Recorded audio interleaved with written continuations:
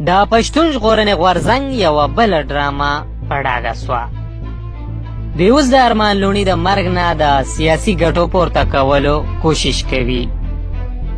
ارمان لوڼي د پولیس کوتکمارۍ له امله نه بلکې زیاته ګڼه کښې د ساه بندېدو له امله اول بېهوشه او بیا مړ سوی دی.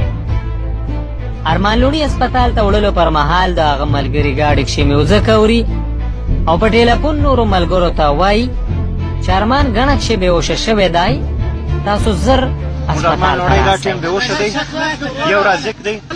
بیداري وکړي هسپتال ته راسئ یاره. حبیب کې نه وړله یا حبیب لاړې، حبیب اول سره موږ وایستو.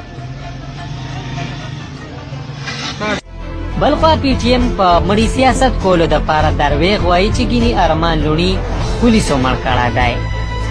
د خپلو درویغو پټولو دپاره پی ټي ایم د ارمان لوڼي د پوسټمارټم کولو نه انکار وکړ او مړی یې په دې غرض د هسپتال نه په زور وړلی دی چې ولس پرې ګمراه کړي.